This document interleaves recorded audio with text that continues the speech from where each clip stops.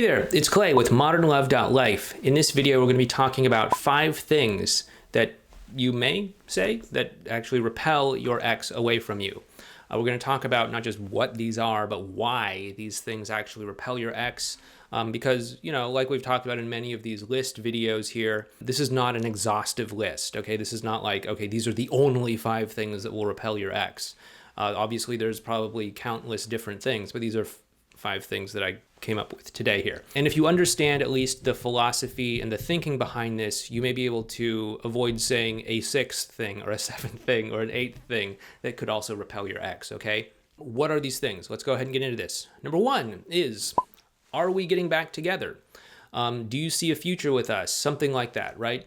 The reason why this one actually repels your ex is because many times, especially after a breakup, your ex is not equipped to make a decision about getting back together or not, okay? They've just made this choice to break up with you. Many times they have this law of consistency in place. That is to say, they did break up with you, so they're likely to act consistent with someone who has broken up with you. So they're much more likely to kind of dig their heels in and say, oh yeah, I see you promising up and down that things are gonna be different, but I just don't see a future here. The damage has already been done or something like that, right? Maybe you've experienced this. But if we start to say things like, well, are we getting back together? Have you made a decision? Like how much time do you need? You know, things like that. Then what that's going to do is it's going to keep the pressure super high. And as long as this pressure is super high, it's like one of those hurdles, like if you ever, you know, seen like track and field sort of things where people like do the running thing and they jump over the hurdles. It's like having those hurdles like really high. And so what we want to do, at least initially when we're building the emotional connection, is to keep the hurdles as low as possible. And saying things like, are we going to get back together? And things like that are just going to increase the height, because it's just going to be like, oh, gee, I don't know. Like maybe there's a part of them that wants to connect with you, that wants to stay close to you because they still care about you. But there's another part of them that remembers why the two of you broke up and why things weren't working out and all of that. And they may not know. And if there's too much pressure, they're going to do what a lot of people do who are confused, and they're going to stand perfectly still and not interact with you, not get closer to you, not give themselves permission to go over that hurdle. So what we want to do is actually decrease the amount of pressure by, number 1, not saying things like this, but maybe even doing other things as well too, by saying things like, hey, let's not force anything that's not there. Let's just be friends for the time being. And that can be really helpful. Thing number 2 that can repel your ex is, do you still love me? That's the same kind of philosophy here. You know, like, hey, do you love me? Do you still have feelings for me? That sort of stuff. By the way, we're going to get into some of these stranger things towards the end. So some of these might be like super obvious and you're like, yeah, duh, Clay. Okay, I've been through the whole first 5 days, 3 days, 2 days, 1 day of the breakup. I've been through the whole damage control mode thing. I got it. But stick with me here, okay? But yeah, do you still love me? That is going to, once again, make those hurdles higher, make it harder for them to actually get over those so they can actually connect with you and get closer to you. What we want to do, once again, keep those hurdles low, okay? Thing number 3 is, are you dating anyone? This is going to also increase the hurdles because it's going to keep the frame of the conversation between the two of you on the romantic level. Again, we've talked about this in previous videos. Many times people feel concerned about the whole friend zone thing. We've talked about why you don't need to be concerned about that, about how your ex already sees you as a romantic person, as someone that they're attracted to. I'm not going to go into all that right now.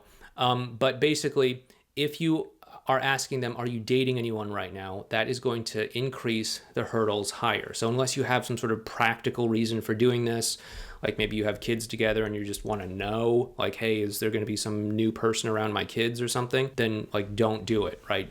Just keep those hurdles lower. I know that maybe there's that part of you that's like, hey, have you moved on? Have I been replaced or something like that? But realize that's probably coming from a deeper place of insecurity, a place where you don't trust yourself, and start to work through that. By the way, if you like this video, please make sure you hit the thumbs up button for this video and subscribe to the channel and all that good stuff.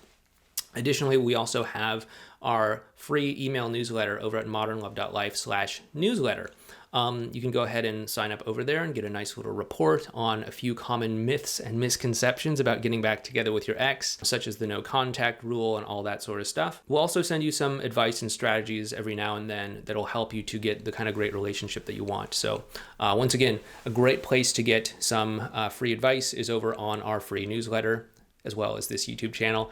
But the newsletter is over at modernlove.life/newsletter. And this YouTube channel is obviously here on YouTube. And if you are not already, please subscribe as well too, so that you can get notified when we publish new videos. Thing number 4 that actually repels your ex, and this is where we get into some of the weird ones, but thing number 4 is the good old days text. Now, don't get me wrong. Many times there are people out there that recommend that you send out like, hey, do you remember the good old days kind of text? Like, hey, remember that time that this thing happened and we were on vacation in Mexico and this other thing happened and then we like fell in love and like made love like crazed rabbits or something like that. These sorts of texts can be hit and miss. And the reason why is sometimes these things can work. Sometimes they do the exact opposite. Now, why do they sometimes not work? They sometimes don't work because, again, that feeling of pressure and expectation raises the hurdle too high.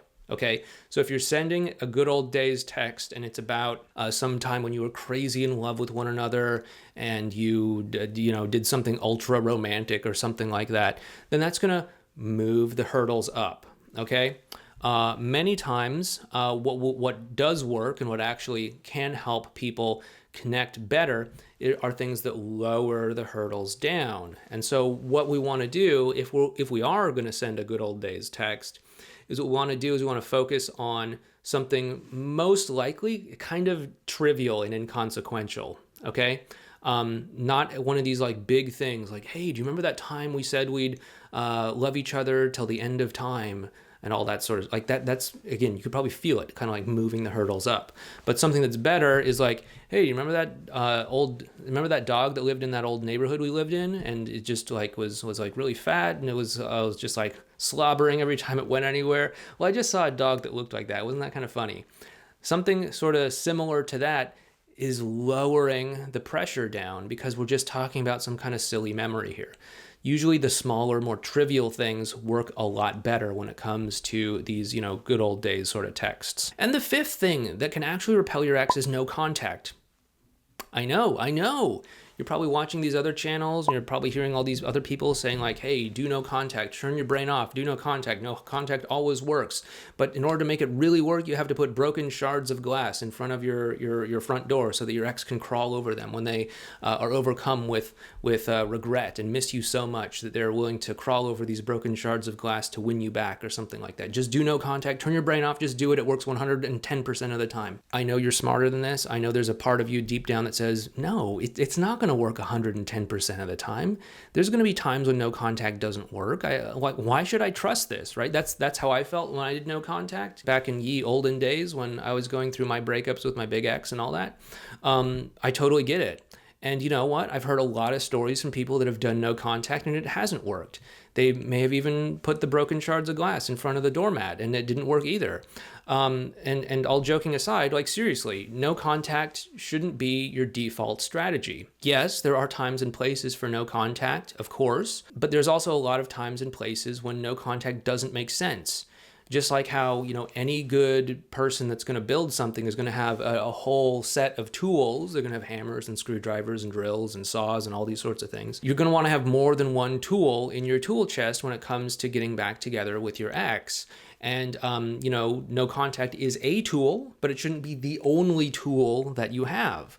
And just like how sometimes it makes sense to have a screwdriver, sometimes it makes sense to have a hammer, sometimes it will make sense to use no contact, and sometimes it will make sense to do something else entirely. And so no contact can actually repel your ex if you do it at the wrong time and in the wrong situation. Like if we're being honest with ourselves, many times the relationship that we had with our partner may not have worked out because maybe we weren't paying attention to the right things. We weren't paying attention to the warning signs. We weren't listening to them. We weren't actually giving them the attention that they needed.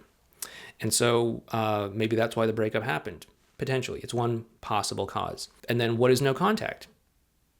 Is it also continuing to not pay attention to them? Is it also continuing to ignore them? Is it also continuing to look the other way? We don't want to use the same strategy that got us into trouble in the first place and expect that strategy to get us out of trouble. They say if you do the same thing over and over again and you expect different results, that's the definition of insanity. And so if we got into trouble by ignoring our ex, and if we do no contact and effectively ignore our ex, are we just going to be creating the same problem over and over again, using the same thing and expecting different results? Just something to think about.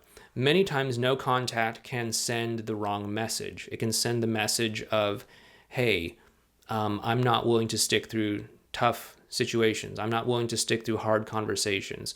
When the going gets tough, I give up. That's not a very strong relationship signal, I think. I think most people, when they think about having a great relationship with someone, they think, okay, when the going gets strong, I double down, I dig down deep, and I make things work. I talk about the hard things, and we get through these challenges together. And that's the opposite thing that no contact can send, the opposite message it can send if you're doing it in the wrong way. So, of course, there is a time and place for no contact. Many times no contact can actually repel your ex. It can send the opposite message that you want, which is when the going is tough, I give up. Or, hey, I ignored you, that's why you broke up with me, and I'm going to continue to ignore you, and I'm just going to reaffirm that you were right in breaking up with me. So we want to be really careful about this. We want to be intelligent about this. We don't just want to, turn our brain off and just blindly follow some rule that someone on the internet told you about. And as someone on the internet, I understand that maybe you're like, okay, Clay, well, why should I pay attention to you? And that's fine. I'm not asking that you put your blind faith in me either. I'm just asking you to say, okay, I'm going to actually pay attention to what my instincts are telling me. And if my instincts are telling me that me being in contact with my ex is doing more harm than good, then sure, maybe it makes sense to not be in contact. If my instincts are telling me like, okay, if I were to cut contact for some reason, it would actually do more harm and it would actually set us back, then I'm saying, okay, well, maybe it's not a good point, not a good strategy for you to do that. And so maybe that isn't something that you do.